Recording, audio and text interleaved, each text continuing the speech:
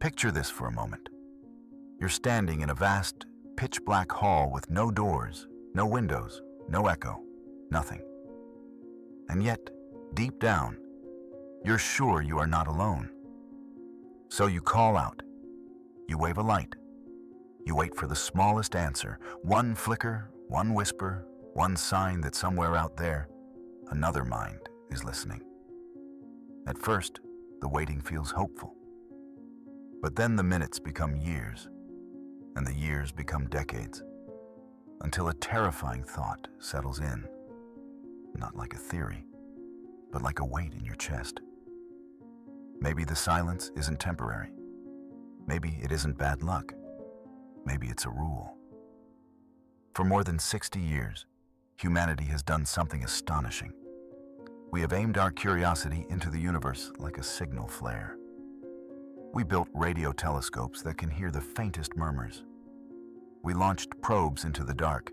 We studied thousands of exoplanets, scanned skies for techno-signatures, hunted for patterns that could not be explained by nature alone. And the outcome, so far, is not an unclear maybe. It is not a half answer. It is not even a good mystery. It is something colder. No confirmed detection, no verified signal, not a single undeniable trace of another technological civilization anywhere in the observable reach of our instruments. Just silence. Clean, relentless, and strangely personal. As if the universe is forcing us to sit with a question we keep trying to escape. And here is the part that most people are not prepared to hear. The part that quietly haunts the edges of serious research. The problem may not be that we have not found intelligent life yet. The problem may be that, for beings like us, finding it is effectively impossible. Not necessarily because the universe is empty, though it might be, but because of constraints baked into reality itself. Physics that punishes distance, biology that rarely climbs toward complexity, evolution that does not aim for intelligence, and cosmic timescales so vast they swallow civilizations whole before they ever overlap. The most unsettling possibility is not that we are early to the party. It is that the party never really happens. Or worse, it happens briefly, in scattered flashes across billions of years. So far apart in space and time that no two guests ever meet. And if that is true, then the most depressing conclusion is also the most sobering. Humanity may be alone in the only way that matters. Not alone as in nobody exists anywhere, but alone as in no one we will ever detect, no one we will ever speak to, no one we will ever share this cosmic night with. The probability of contact, of a real encounter between two technological species, may be so close to zero that it changes the emotional meaning of the sky itself. Suddenly, the stars are not neighbors. They are distance. They are time. They are separation. But listen carefully. This is not a story designed to make you feel hopeless. This is a story designed to make you feel awake.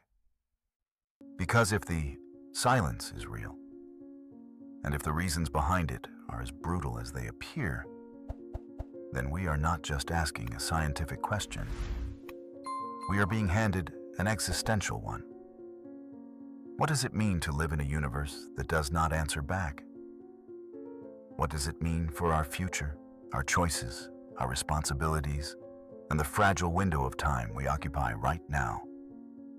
And most importantly, what if this silence is not telling us that we are insignificant, but that we are rare, beyond comprehension? In the next part, we will walk through the argument carefully, starting with the most famous tool ever built to estimate extraterrestrial civilizations, the Drake equation. And you will see why, term by term, the optimistic assumptions collapse under what we now know, until the math begins to whisper the same message as the sky. Not, they're out there, But even if they are, you will almost certainly never find them. If you want to understand why the universe can feel so impossibly quiet, you have to start with the equation that once made silence seem almost impossible. It is elegant, it is famous, and for decades, it has been treated like a hopeful calculator for cosmic neighbors. The Drake equation, written in 1961, tries to estimate how many technological civilizations in our galaxy might be detectable right now. Not how many have ever existed, not how many might exist somewhere in the universe. Detectable, in principle, in the Milky Way. And it does this by multiplying together a chain of factors, like stepping stones from mere starlight to radio signals. The rate of star formation, the fraction of stars with planets, the number of potentially habitable planets per star, the fraction where life begins, the fraction where life becomes intelligent, the fraction where intelligence becomes technological, and finally, the most overlooked and most brutal term of all, the length of time such a civilization remains detectable. When people first heard this equation, it felt like opening a door, because the early terms sounded generous. Stars are everywhere. Planets must be common. Habitable zones must be plentiful. And if you begin with that kind of optimism, you can multiply your way into an exciting conclusion. Thousands, maybe millions of civilizations talking into the dark. It fed documentaries, inspired scientists, shaped the public imagination. It made contact feel not only possible, but almost inevitable. If the galaxy is full of worlds, then surely some of them learned to build radios. Surely some of them are speaking. Surely we just need to listen long enough. But here is what happens when optimism meets reality. The Drake equation does not forgive you. It does not care that you want the universe to be crowded. It does not reward hope. It rewards only what is probable. And over the last few decades, as we have learned more and more about planets, biology, evolution, and cosmic history, something uncomfortable has happened. Almost every term in that equation has become smaller, sometimes dramatically smaller, than the early dreamers assumed. And because the equation is multiplicative, even a few small reductions do not just shrink the answer. They crush it. You do not end up with a little fewer civilizations. You can end up with a number that hovers around 1, or less than 1. Meaning, it becomes statistically plausible that there are no other detectable civilizations in the Milky Way right now. Not because the galaxy is empty of planets, but because the pathway from planet to detectable technological society is narrower than a thread. And the universe demands you walk that thread perfectly, step after step, without slipping. Now notice the psychological trick this plays on the human mind. We see billions of stars and we think opportunity. We hear habitable zone and we think home. We imagine life as something that naturally spreads wherever it can. But the Drake equation forces a colder reality into view. The universe does not require life. It does not owe you intelligence. It does not guarantee complexity just because a planet has the right temperature. Each step is a gate, and the gates do not open simply because you want them to. The harsh power of the equation is that it makes one principle unavoidable. It is not enough for life to be possible. It has to be likely, repeatedly likely, across multiple independent stages.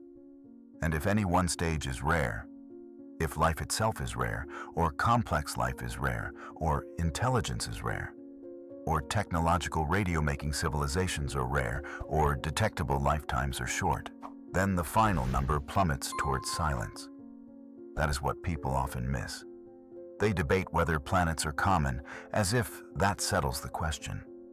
But planets are only the first pebble on the road. The terrifying possibility is that the road is filled with cliffs, so many cliffs that almost nobody reaches the end. And here is the pivot that matters for retention, for understanding, for emotional honesty. Once you see how the Drake equation actually behaves, the great silence stops feeling like a mystery and starts feeling like a prediction. Not a proof, because science must be careful, but a prediction consistent with what we know. The silence may not be an accident. It may be what you get when you multiply a handful of small probabilities across cosmic space and time. A galaxy that looks rich from far away, but is almost empty of minds when you count how hard it is to build one. So now we do what most conversations avoid. We take the equation seriously. We go term by term, not to crush wonder, but to replace fantasy with clarity. Because clarity is the only way to understand what this silence really means. And in the next step, we start with the terms that once seemed most hopeful: stars and planets. And we'll see why even the phrase habitable zone can be a kind of comforting lie if you do not understand how many additional conditions must align for a world to stay friendly to complex life long enough to matter. Let's begin with the part of the story that sounds like good news, because this is exactly how optimism sneaks in. For a long time, people assumed planets might be rare. Then we built better instruments, launched missions like Kepler, and discovered something breathtaking. Planets are everywhere. Many stars host them. Some stars host multiple. And yes, some of those planets sit in that golden ring we like to call the habitable zone, the range of distances where liquid water could, in theory, exist on the surface. When you hear that, your mind does what it is trained to do. It paints pictures: oceans, clouds, coastlines, maybe forests, maybe cities, maybe someone looking back. But the phrase habitable zone is dangerous because it sounds like a promise, and it is not. It is not a guarantee of life. It is not even a guarantee of habitability. It is more like an address written on an envelope. It tells you where a home could be, but it does not tell you whether the house exists, whether it is standing, whether it has air inside, whether the roof collapsed, whether the ground is toxic, whether the climate tears itself apart every few thousand years. Temperature is only one condition. It is necessary, but nowhere near sufficient. And if you truly want to understand why the sky may be silent, you have to feel this in your bones. The universe can place a planet in the right region of space and still make it a dead world in 1,000 different ways. Because for complex life that becomes ecosystems, organisms, brains, and eventually technology, habitability is not a single switch. It is a fragile orchestration. You need an atmosphere with the right pressure, not too thin, not too thick. You need the right greenhouse balance, warm enough for water, not so warm that oceans boil or runaway greenhouse effects sterilize the surface. You need protection from radiation, often through a stable magnetic field and atmospheric shielding. So the star cannot simply strip the air away over time. You need long-term climate stability, not just for a season or a century, but across geological ages. Because complex life grows slowly, painfully, over millions and billions of years. You need chemistry that stays cooperative long enough for complexity to emerge. You need cycles, carbon cycles, nutrient cycles, so the planet does not lock itself into a frozen wasteland or a scorching furnace. And you need these conditions not briefly, but reliably, for an absurdly long time. Then come the conditions people forget because they feel too specific to be real. Until you realize specificity might be the entire point. Plate tectonics, for example, may be more than a geological curiosity. It may be part of what keeps a world breathable over deep time by recycling carbon and stabilizing climate. A large moon might matter, not as romance, but as physics. Stabilizing a planet's axial tilt, softening chaos, helping keep seasons and climate from becoming wildly unpredictable. Outer gas giants might matter, not as decoration, but as gravitational guardians that can reduce catastrophic bombardment, deflecting enough incoming debris to give complex life breathing room, while still allowing some impacts that deliver water and organics. Even the timing of disasters matters, because too much violence and the planet never climbs. Too little, and it may never be stirred into complexity. It is an eerie balancing act. And Earth, our Earth, begins to look less like a typical habitable planet and more like an improbably stable stage where a long, delicate play was allowed to unfold. Not because it is magical, but because it is specific. Consider the chain of events it required. A planet that formed in a calm enough orbit, the emergence of oceans without losing them, an iron core that remained liquid long enough to generate a protective magnetic field, an atmosphere that didn't get stripped away, a climate that didn't tip into permanent ice or permanent fire, surface water that covered enough of the world to regulate temperature, yet left enough land for diverse ecosystems, and eventually for technological civilization to take root. And behind these broad requirements sits a deeper truth. If even one of these factors had failed, you might still have a planet, still have rock and water and storms, and still have no path to complex intelligence.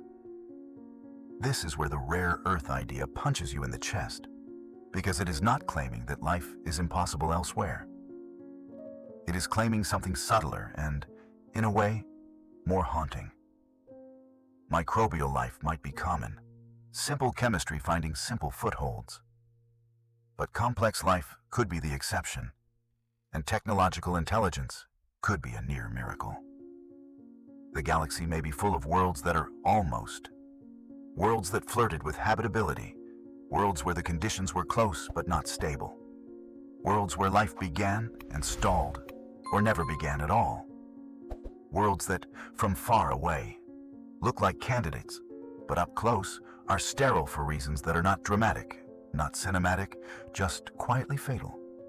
A missing magnetic field, a climate that cycles into extremes, an atmosphere too thin, a star too violent, a planet too geologically dead.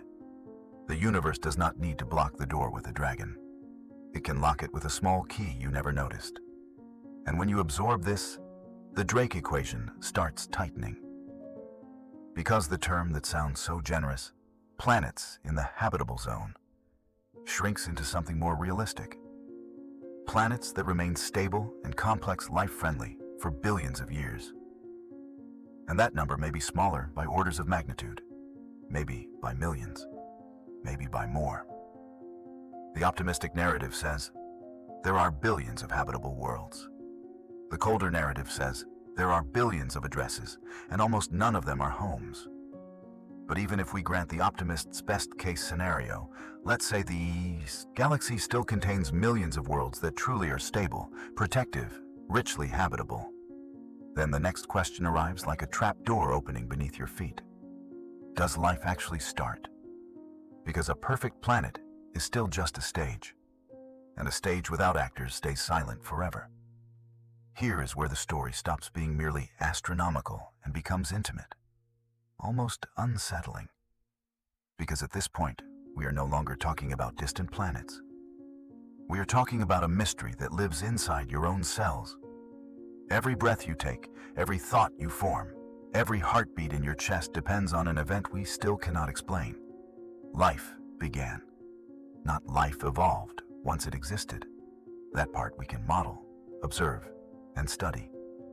I mean, the first spark, the first self-replicating system, the moment chemistry crossed an invisible line and became biology. We have exactly one confirmed example of that happening: Earth. And the uncomfortable truth is that one example can be interpreted in two completely opposite ways. And science cannot yet force the universe to pick which one is right. On one hand, life appeared on Earth surprisingly early, relatively soon after the planet cooled enough to host liquid water. That fact feels like a whisper of inevitability. Maybe life arises quickly whenever conditions are right, like mold appearing wherever there is warmth and moisture. But there is another possibility, one that is colder and harder to live with, because it makes our existence feel like winning the most improbable lottery imaginable. What if life began early here, not because it is easy, but because it is so hard that the only way we could ever find ourselves asking this question is if we happen to be on the rare world where it succeeded quickly? In other words, we are biased by our own existence. We cannot observe the trillions of dead worlds where life never started, because no one is there to wonder why. The chemistry problem is not a small gap. It is a canyon. You can make some building blocks under plausible conditions. Amino acids, nucleotides, simple organics. That much has been demonstrated. But building blocks are not life. Life requires a system that can copy itself, that can pass on information, that can improve through selection. It requires molecules arranged not just randomly, but functionally, organized in a way that makes replication possible.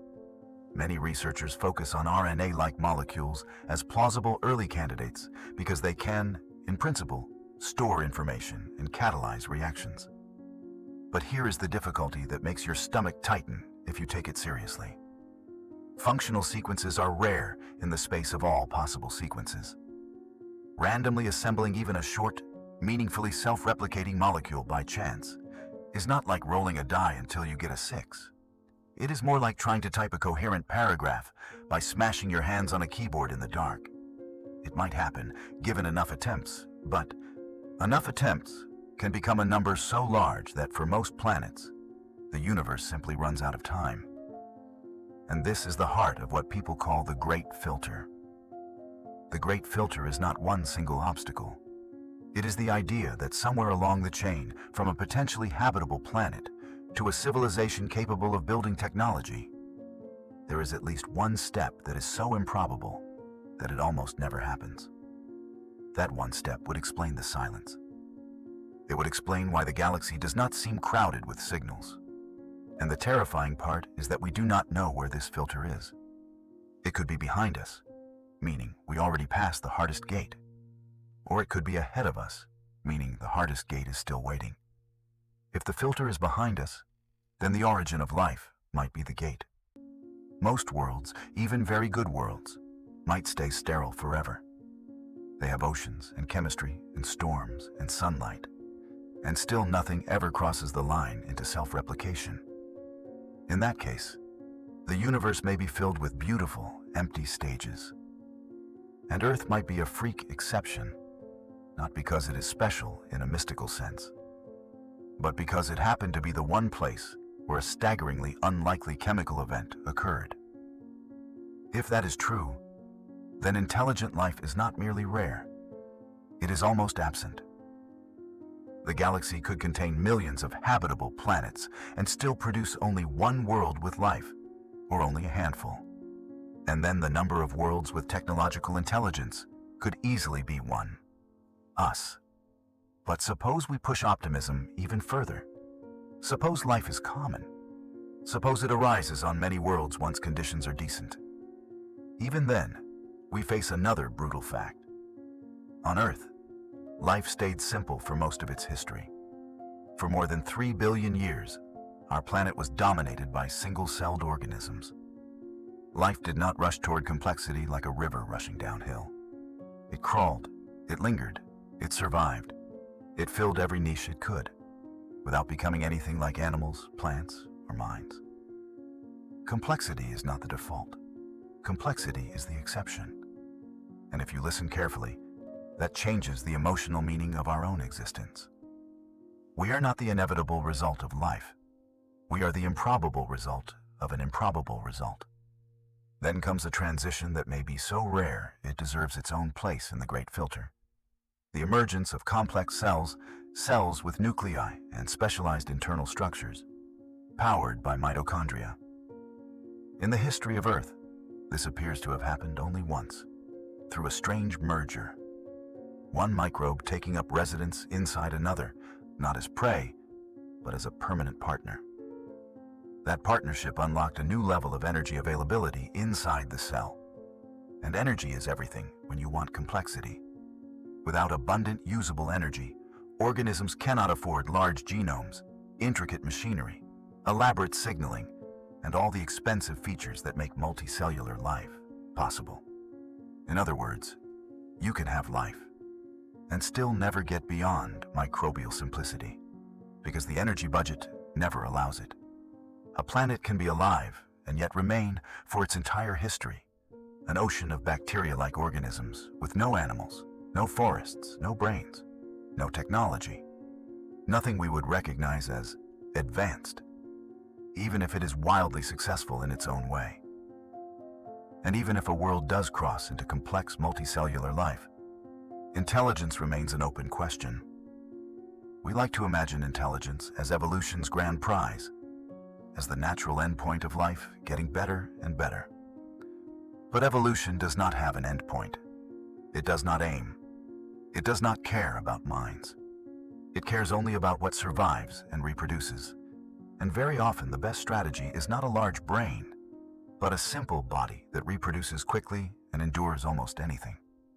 On Earth, bacteria have been unimaginably successful. They occupy virtually every environment. They have endured for billions of years. By many measures, they are the champions of life. Intelligence, by contrast, is expensive. Brains devour energy. They are fragile. They take time to develop. They require long childhoods. They require social structures. For most organisms, in most environments, it is not worth it. And this is the detail that should make you pause. Earth has hosted complex life for hundreds of millions of years, and technological intelligence emerged in only one lineage. One species capable of building radios, telescopes, engines, and mathematics. One out of an unimaginable number of species that lived and died. That is not a triumphant statistic. It is a warning about rarity. It suggests that even when the stage is perfect and life is rich and diverse, the leap to a mind that invents technology may still be a fluke, a narrow, contingent path that most worlds never walk. Now, combine these layers. Even if planets are common, truly stable habitats may be rare. Even if habitats exist, life's origin may be rare. Even if life begins, complex cells may be rare. Even if complex life emerges, intelligence may be rare. Multiply those probabilities, and the final number can fall below 1 for the entire galaxy. And that is how the Great Filter becomes more than an abstract idea. It becomes a possible explanation for why we keep listening and keep hearing nothing. But the story gets even more punishing, because even if other intelligent civilizations exist, or have existed, there is another trap waiting, one that has nothing to do with biology. It has to do with time, not distance alone, but the cruel fact that civilizations do not have to be separated by light years to be separated forever. They only need to be separated by centuries, millennia, or millions of years. Even if you forced yourself to believe the most optimistic version of everything we have discussed so far, even if you granted that habitable worlds are plentiful, that life begins easily, that complexity appears often, that intelligence is not a miracle, there is still one problem that can destroy the dream of contact all by itself. And it is a problem so simple that a child can understand it, yet so vast that it can defeat an entire galaxy. Timing. We talk about aliens as if they exist in the same present we do, as if the universe is a neighborhood and we are all awake at the same hour, peering out of our windows. But the universe is not a neighborhood. It is a deep time ocean. The Milky Way is more than 13 billion years old. Our Sun and Earth are about 4.6 billion years old. That means the galaxy had already existed for roughly 8 or 9 billion years before our planet even formed. A stretch of time so long that it can swallow the rise and fall of civilizations like a heartbeat. If technological species can appear at different points across that timeline, then the great question is not only how many exist, but how many exist at the same time.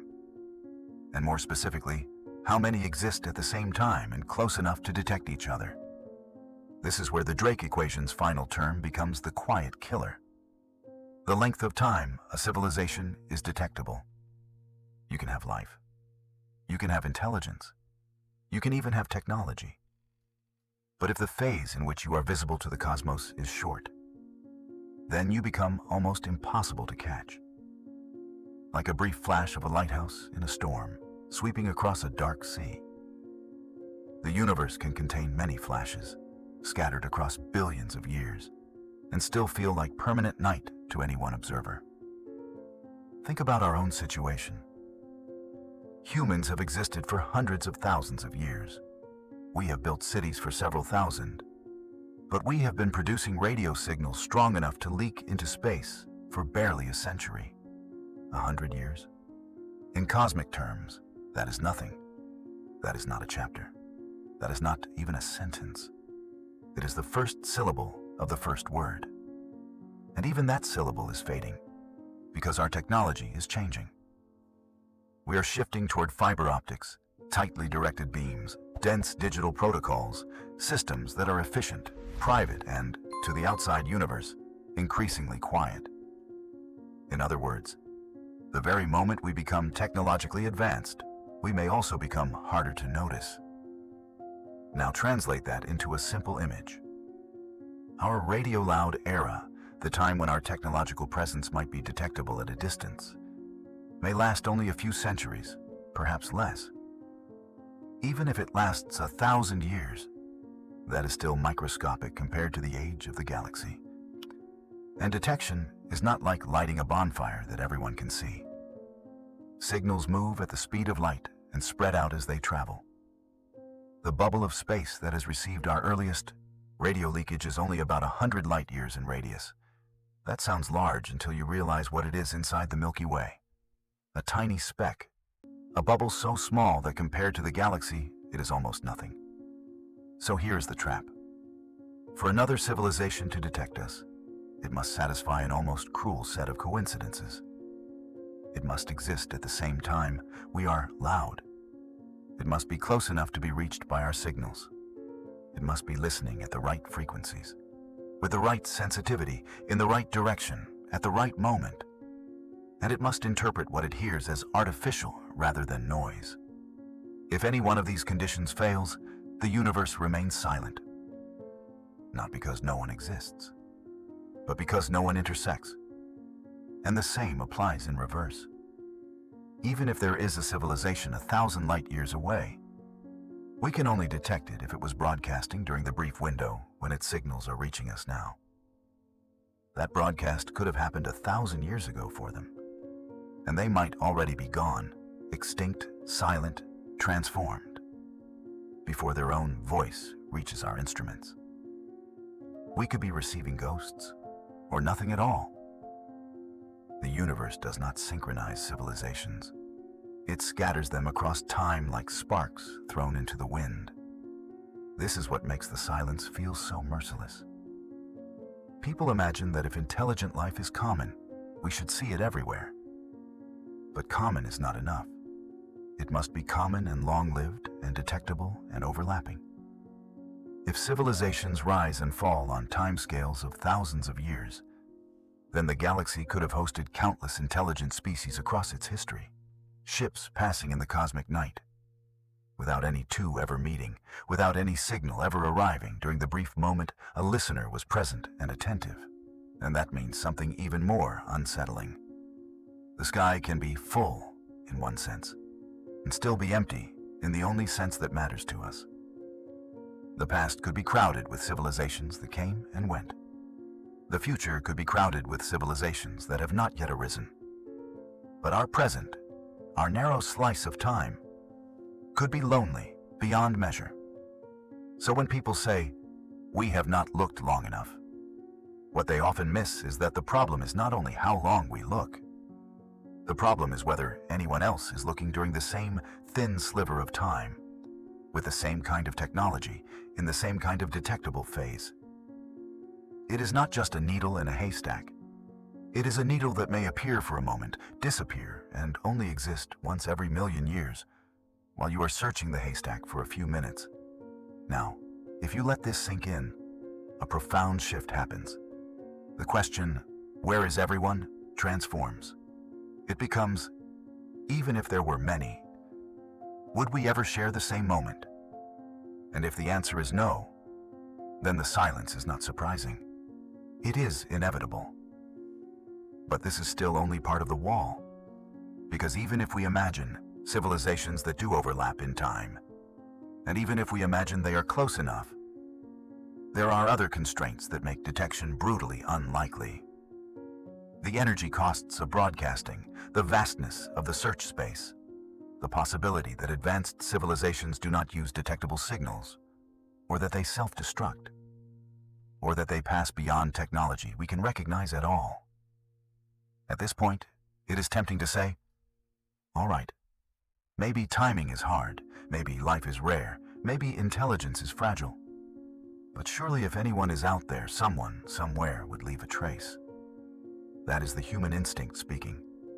The belief that intelligence naturally wants to be found, that technology naturally announces itself, that the universe is a stage where civilizations shine like lamps. But physics is indifferent to our instincts. And when you combine physics with plausible behavior and plausible technological trajectories, you get a conclusion that feels almost cruel. Even if intelligent civilizations exist, detection can still be functionally impossible. The first reason is brutally simple. Signals weaken as they travel. Radio waves spread out, and their strength drops with distance, fast. A transmission that is obvious nearby becomes faint a little farther away, and beyond that, it is swallowed by noise. To broadcast something detectable across thousands of light years is not like speaking loudly. It is like trying to illuminate an entire continent with a single candle.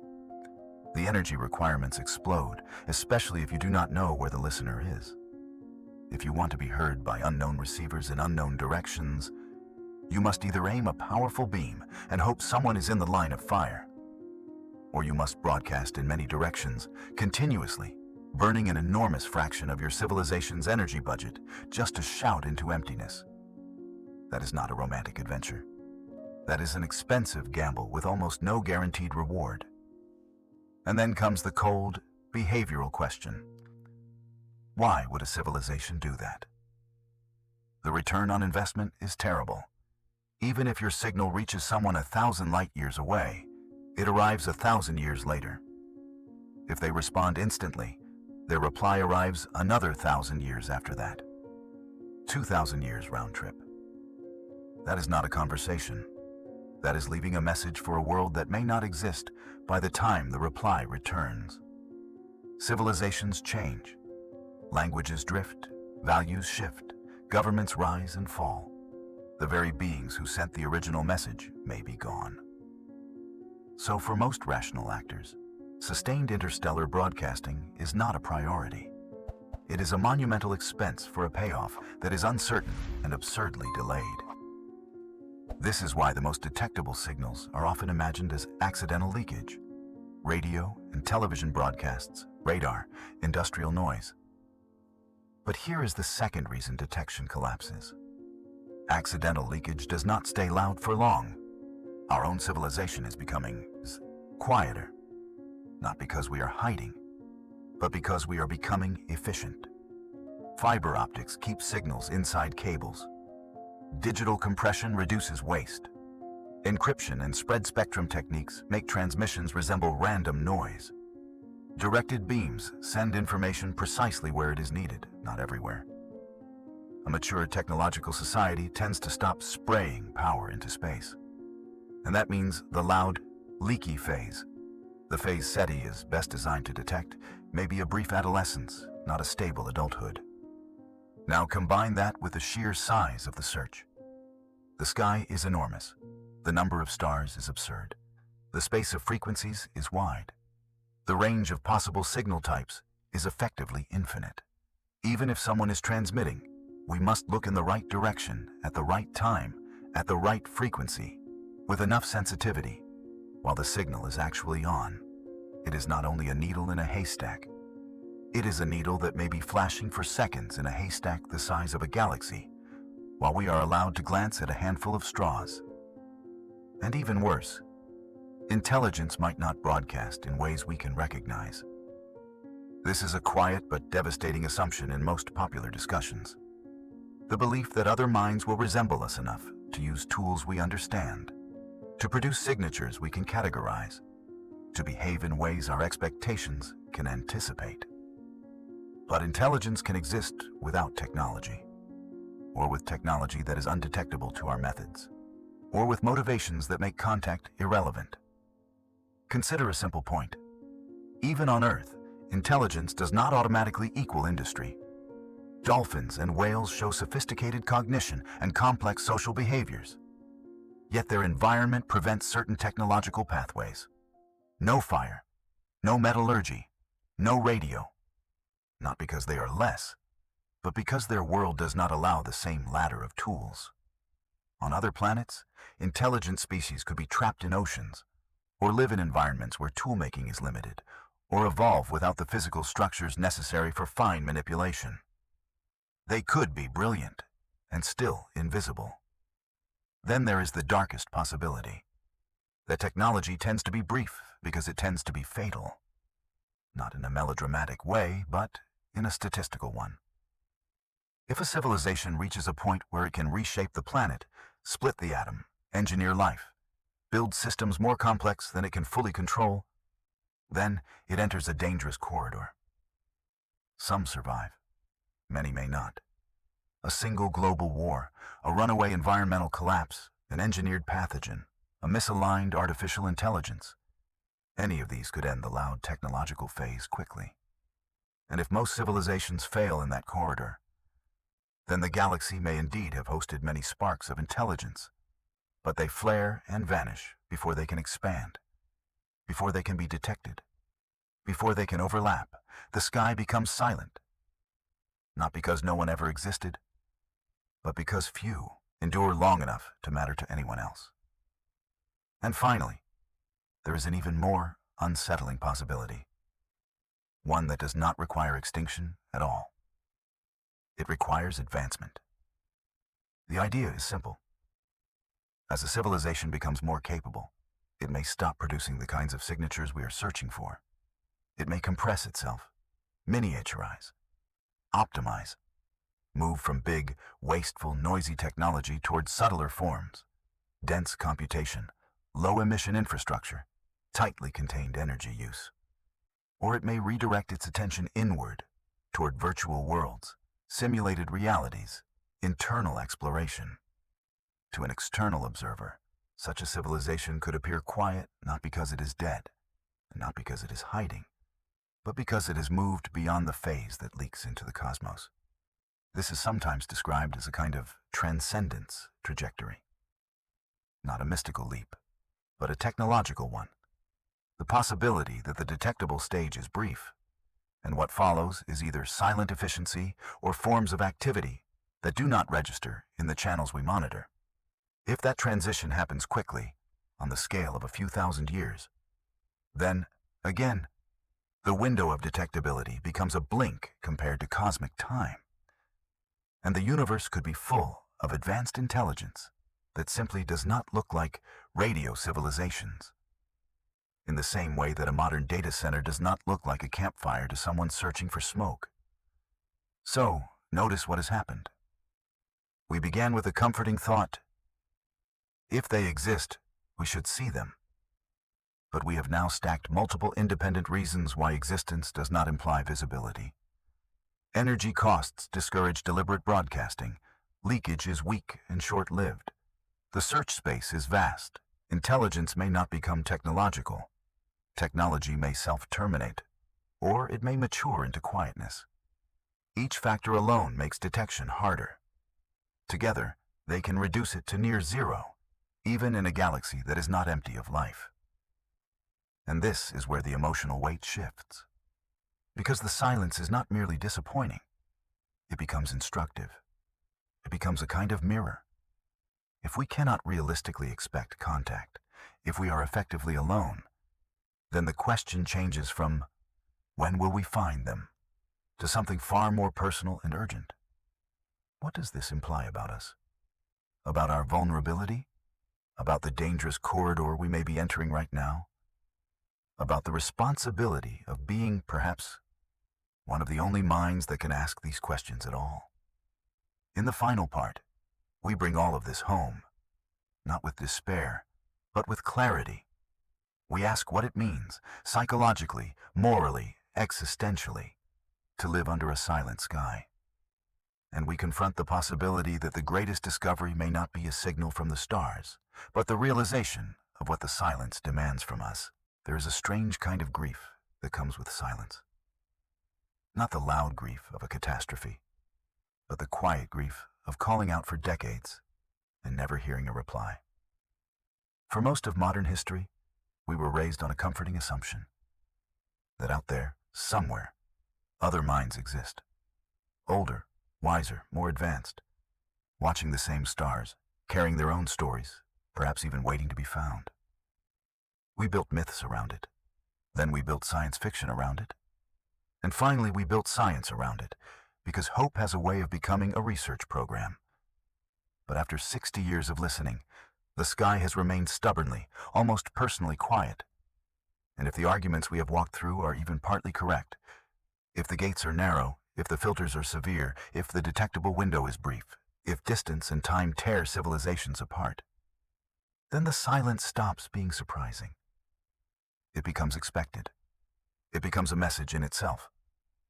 And here is the message, stripped of romance. We are not guaranteed company. We are not guaranteed contact. We are not guaranteed that anyone else will ever know we existed. The universe may contain other life, other intelligence, even other civilizations. But in practical terms, across the span of our existence, we may still be alone. Alone not as a dramatic declaration, but as a lived condition. No dialogue across the stars, no shared civilization, no galactic community coming to rescue us from our own immaturity. Just us, on this single world, under this single sky, with the full weight of our choices resting on our own shoulders. And that realization can break a person in one of two ways. It can push you into nihilism, into the feeling that if the universe is silent, then nothing matters, nothing lasts, nothing is witnessed, so why try? That is an understandable reaction. But it is also a misunderstanding, because if consciousness is rare, if minds like ours are not sprinkled everywhere like dust, but instead appear only in extraordinary conditions, then our existence is not less meaningful. It is more. Not because the universe cares, but because meaning is something that only minds can generate. Without minds, the cosmos is only motion and matter. Stars burn, galaxies collide, particles dance. But none of it means anything to anyone. No joy, no beauty, no sorrow, no wonder, no love, no understanding. Consciousness is the difference between a universe that merely exists and a universe that is experienced. So if we are alone, or even if we are simply isolated, then we are not insignificant. We are the place where the universe becomes aware of itself. We are the thin edge where reality turns into experience. And that makes everything we do heavier than we thought. Not because it is written into the laws of physics, but because it is written into the fragile fact that we are here at all. A single species on a small planet, capable of art and mathematics, capable of tenderness and cruelty, capable of building both hospitals and weapons, capable of looking at the sky and asking the most haunting question a mind can ask. Am I alone? And now we confront the implication that is both frightening and clarifying. If the silence is the signature of rarity, then our future matters in a way we have not fully faced. If technological civilizations tend to be brief, then the corridor we are entering, the era where we can reshape the planet, rewrite biology, build systems we barely understand, may be the most dangerous era any civilization ever experiences. There may be no elders to warn us, no cosmic neighbor to intervene, no external teacher. If we survive, it will be because we learned to govern ourselves. If we fail, it will be because we did what immature power often does. We treated the future as a disposable luxury. And that is what the silent universe asks of us. Not an answer shouted into space, but a decision carved into time. It asks whether we will become the kind of civilization that can hold its own power without destroying itself. Whether we will choose long-term wisdom over short-term gratification. Whether we will treat existential risks as someone else's problem, or finally admit that the fate of everything we love, every story, every child, every memory, every song, may depend on choices made within a single century. Not 1,000 years, not 1,000,000. Now. If you want a clear solution, something you can hold in your hands, something simple enough for a child to understand, then it is this. We must learn to protect what is precious before we lose it. We protect it by taking our divisions less seriously than our survival. We protect it by building systems that reduce the chance of catastrophic war. We protect it by treating the planet not as a mine to be emptied, but as a home that must remain livable. We protect it by demanding safety and wisdom in technologies powerful enough to end us. We protect it by teaching ourselves that progress without responsibility is just speed toward disaster. And we protect it by remembering, every day, that our ordinary moments are not ordinary at all. They are the universe, briefly, having a human life. Because if the skies remain silent, then the most important contact we will ever make is not with aliens. It is with our own better nature. It is with the part of us that can stop, reflect, and choose restraint. The part of us that can look at the darkness and decide not to become darkness. The part of us that can feel the weight of rarity and respond not with despair, but with devotion. And perhaps this is the final twist, the one no documentary can give you without changing your life. The silence does not mean we are doomed to loneliness. It means we have been given a task. If we truly are alone, then we are not the last light because the universe is cruel. We are the last light because the universe is hard. And if we do not want that light to go out, we must treat it as sacred, not in superstition, but in responsibility.